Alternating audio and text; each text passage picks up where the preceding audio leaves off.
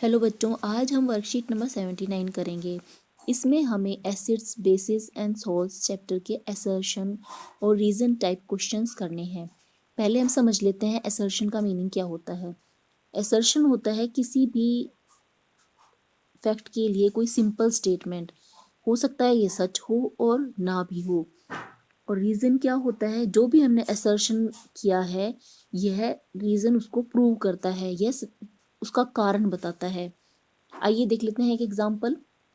Waste from a paper factory contains high amount of hydrochloric acid.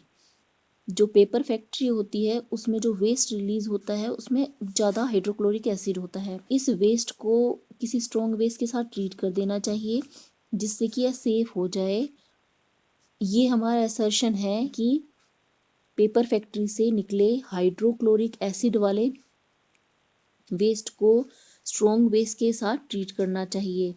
Reason इसमें क्या बता रहे हैं ये, इसका रीज़न यह है कि जब हम इसको सोडियम हाइड्रोक्साइड के साथ ट्रीट कर देते हैं तो यह एसिड के इफेक्ट को न्यूट्रलाइज कर देता है। यहाँ पर दोनों ही बात सही है, तो हम इसका ऑप्शन में क्या लेंगे कि both A and R are true. यानी कि असर्शन, ए का मतलब असर्शन और आर का मतलब रीज़न। असर्शन और रीज़न दोनों सही हैं और आर उसका करेक्ट एक्सप्लेनेशन है असर्शन का।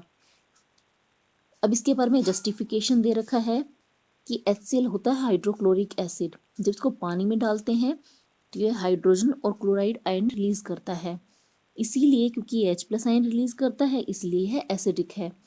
अब अगर हम बेस इसके अंदर ऐड कर देंगे तो हाइड्रोक्लोरिक एसिड को न्यूट्रलाइज करने के लिए हमें स्ट्रॉन्ग बेस की ज़रूरत पड़ेगी क्योंकि ये स्ट्रॉन्ग एसिड है। इसलिए HCl प्लस NaOH क्या तो हमारा सोल्ट और वाटर बना और यह न्यूट्रलाइज हो गया। इसीलिए हम कह सकते हैं ए और आर दोनों ही ट्रू हैं और आर इसका करेक्ट एक्सप्लेनेशन है। आइए अब इसके बेस पे हम इन क्वेश्चंस को करते हैं। फर्स्ट क्वेश्चन है, acid must always be added slowly to water.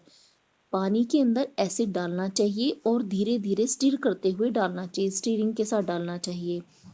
इसका कारण ये बता रहे हैं कि ऐसा क्यों है। असर्शन एकदम सही है क्योंकि जब एसिड और वाटर को डिसॉल्व करते हैं ये एक्सोथर्मिक प्रोसेस होता है, तो इसीलिए हीट उस पानी के अंदर अच्छे से फैल जाए, इसीलिए ऐसा किया जाता है, स्टीरिंग की जाती है।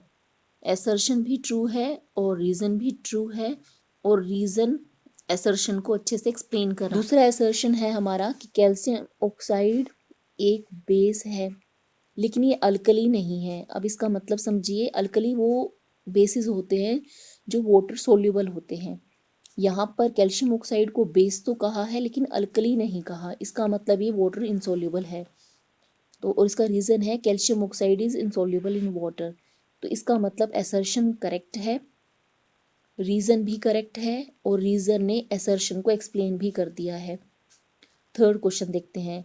There is no change in the colour of litmus paper. Litmus paper में कोई कलर चेंज नहीं होता when brought in contact with distil water, जब इसको डिस्टिल वाटर के कॉन्टैक्ट में लाया जाता है। इसका कारण क्या होगा बच्चों, आप बताइए। डिस्टिल वाटर न्यूट्रल होता है इसीलिए लिटमस पेपर में कोई कलर चेंज नहीं आता। जबकि रीजन में क्या एक्सप्लेन किया गया है कि litmus paper is use to find whether solution is acidic और बेसिक। ये बात तो ठीक है कि लिटमस पेपर को एसिडिक और बेसिक सॉल्यूशन में डिफ्रेंशिएट करने के लिए यूज करते हैं, लेकिन जो रीजन है ये ट्रू है, असर्शन है ये ट्रू है, लेकिन जो रीजन दिया है ये असर्शन को एक्सप्लेन नहीं कर रहा है। अगर ये इसको एक्सप्लेन करता तो ये इसमें यह बताता कि डिस्टिल वाटर न्यूट्रल है, इसीलिए लिटमस के साथ कलर चेंज नहीं हो पाता है। नेक्स्ट है हमारा नाइट्रिक एसिड एक स्ट्रॉन्ग एसिड है। अब ये स्ट्रॉन्ग एसिड है ये बात हम जानते हैं इसलिए ट्रू है। रीज़न इसका बताया है कि जो स्ट्रॉन्ग एसिड होते हैं वो जब पानी में डिज़ोल्व किए जाते हैं तो कम्प्लीटली एसोसिएट्स हो जाते हैं। ये बात बिल्कुल सही है क्योंकि जो स्ट्रॉन्ग एसिड होते हैं वो ज़्यादा आयन रिलीज़ करते हैं, अच्छे से ब्रेकअप हो जाते हैं, आयन्स रिलीज़ कर देते हैं, इसीलिए उनको स्ट्रॉन्ग एसिड कहते हैं। यहाँ असर्शन भी करेक्ट है, रीज़न भी करेक्ट है और रीज़न असर्शन को एक्सप्लेन कर रहा है। क्वेश्चन फिफ्थ है, salts are products of an acid base reaction.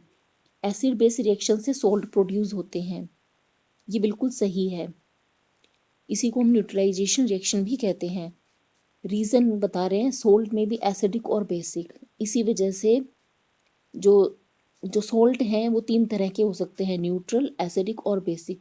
लेकिन जो असर्शन में दिया गया है उसको ये एक्सप्लेन नहीं कर रहा है, वैसे रीज़न हमारा ट्रू है। तो हम यहाँ पे लिख सकते हैं assertion is true, reason is true, reason is not correct explanation of assertion।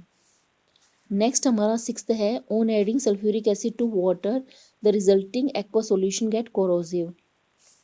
Corrosive का मतलब है एक तरह से उछलना, गर्म होके उछलना। तो जब हम सल्फ्यूरिक एसिड वाटर में ऐड करते हैं तो यानी हम वाटर ले रहे हैं और उसमें हमने सल्फ्यूरिक एसिड ऐड किया है तो कोरोसिव है, यानी ये उछलेगा। और इसमें ये बता रखा है hydronium ions are responsible for corrosive action. जो हमारा फर्स्ट इसमें है असर्शन है, ये भी रोंग है, क्योंकि जब हम वाटर में सल्फ्यूरिक एसिड डालते हैं तो वह नहीं उछलता है। लेकिन हम इसका उल्टा करें कि हमने कंटेनर में सल्फ्यूरिक एसिड लिया है और हम ऊपर से वाटर डाल रहे हैं, इस केस में ये उछलेगा। और इसके उछलने का कारण है कि ये रिएक्शन एक्सोथर्मिक होती है, जिसके कारण सल्फ्यूरिक एसिड कोरोसिवनेस शो करता है। इसका कारण हाइड्रोनियम आयन नहीं है। यहाँ पर असर्शन भी फॉल्स है और रीज़न भी फॉल्स है, और रीज़न फॉल्स है तो असर्शन को एक्सप्लेन करेगा नहीं।